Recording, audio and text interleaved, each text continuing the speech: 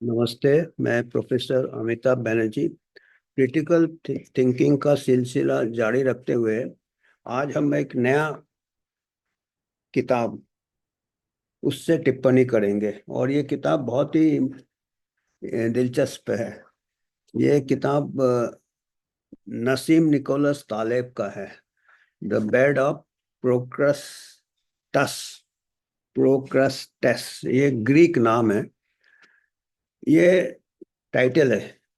और इसके जो पहले हमने क्रिटिकल थिंकिंग के किताब आर्ट ऑफ क्लियर थिंकिंग जो रॉल्फ डोबेली का था, उसमें दो दो तीन तीन पन्ने के मैसेज था।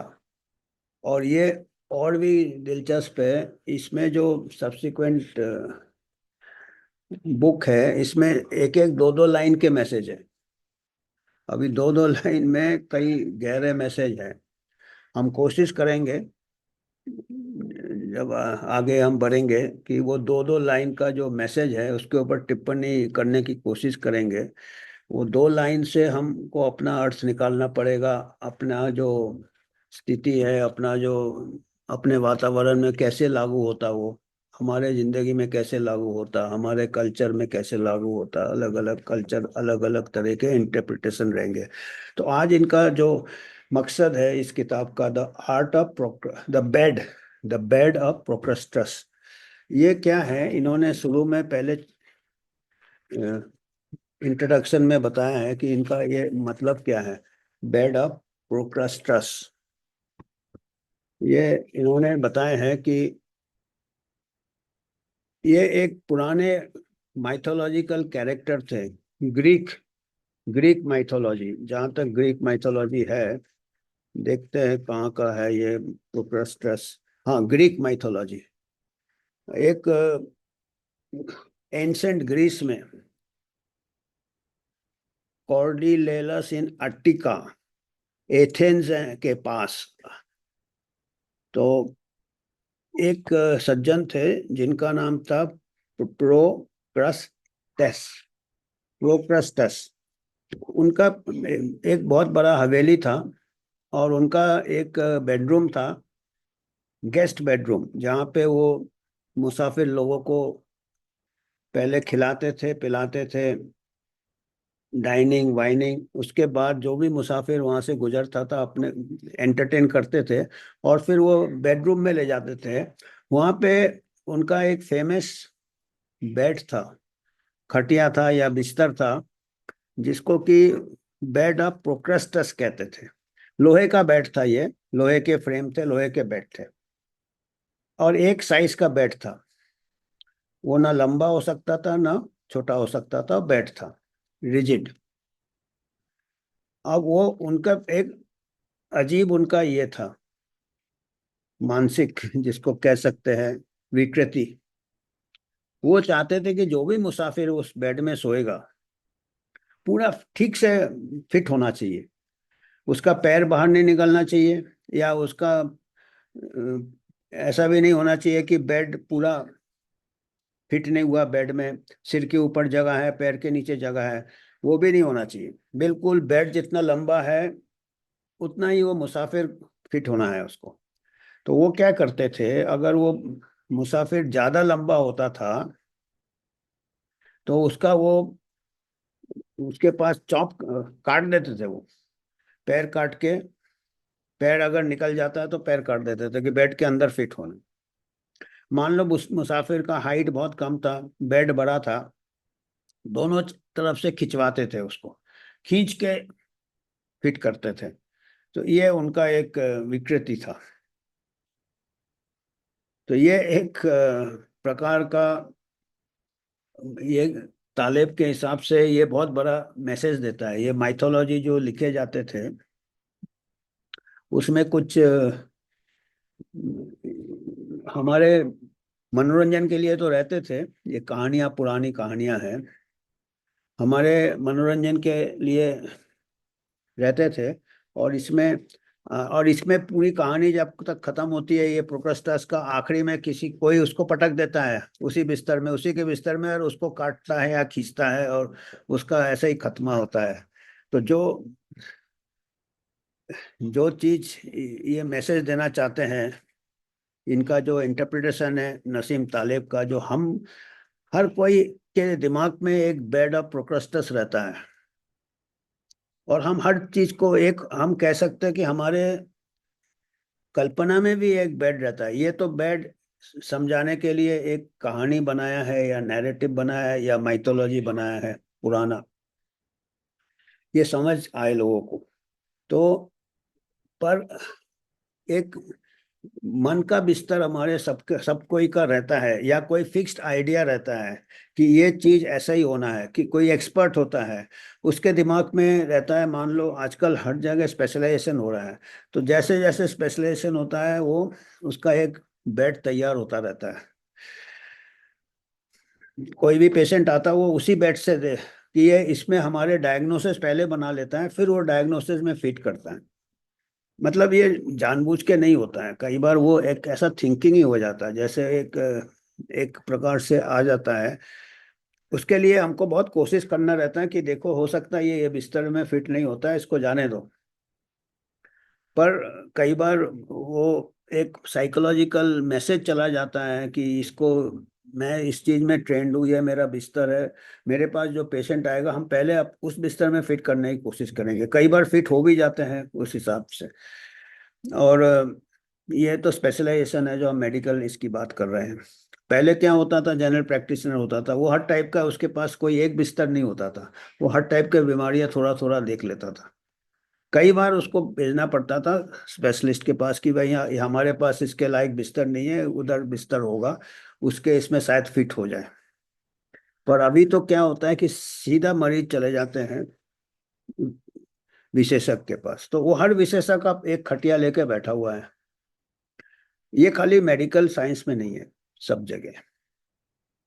अभी एक खटिया है जो क्लाइमेट चेंज है। कुछ लोग क्लाइमेट चेंज में इतना बिलीव करते हैं कि आजकल बड़े बड़े ऑर्गेनाइजेशन जो कुछ भी हो रहा है क्लाइमेट चेंज, वो एक बेड बना लिया है प्रोक्रेस्टस का, हर चीज को फिट करके। अगर डेटा नहीं फिट हो रहा है तो खींच खाच के डेटा फिट कर रहे हैं। अगर कुछ डेटा बाहर निकल रहा है बता रहा कि ये क्लाइमेट चेंज है, तो वो डेटा को हम काट रहे हैं, जैसे वो पेड़ बाहर निकल रहा है तो है। महामारी में भी ऐसे हुआ था। एक बार महामारी डिक्लेयर कर दिया आपने, एक ये बना दिया, टीटी बना दिया, मतलब बेड ऑफ प्रोक्रेस्टस बना दिया। अभी जितने केस हैं आपको उस केस में फिट करने रहते हैं। पिछले महामारी में ऐसे किया था, केस डेफिनेशन चेंज कर दिया, क्योंकि मोस्ट ऑफ द 90% लोगों को कोई सिम्टम ही नहीं था, तो वो महामारी बन ही नहीं रहा था, घूम फिर रहे थे वो। तो उसको महामारी बनाना था, तो उसको केस डेफिनेशन चेंज कर दिया कि जो भी पॉजिटिव है उसको भी केस बना दिया, आठ उसको भी क्वारंटाइन।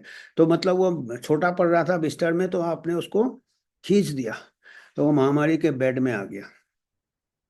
और कई आंकड़े हमको फिट नहीं हो रहे थे महामारी में, वो आंकड़े को नजरअंदाज कर लिया।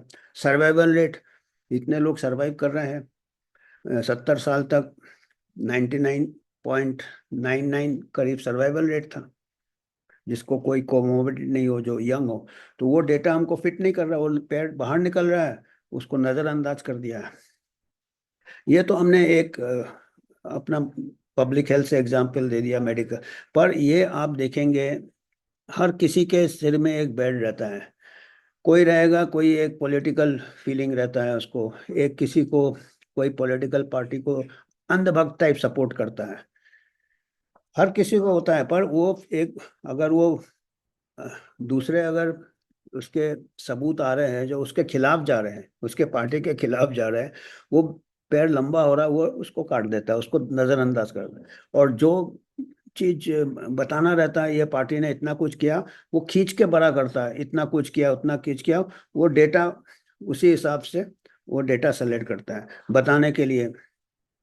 या कोई किसी को कोई पॉलिटिकल इसमें, किसी को कोई कैपिटलिज्म में इंटरेस्ट है, तो वो कैपिटलिज्म के सब पॉजिटिव अचीवमेंट दिखाएगा, उसके नेगेटिव नहीं दिखाएगा। और जिसको कैपिटलिज्म के एंटी कैपिटलिस्ट होते हैं वो हर चीज, उनका ब्रेड ऑफ प्रोग्रेस अलग रहता है कि जितने कुछ खराब चीज हो रहा है वो कैपिटलिज्म के लिए हो रहा है। ऐसा नहीं है, हर चीज में कुछ अच्छे होते हैं, हर चीज में कुछ बुरे होते हैं।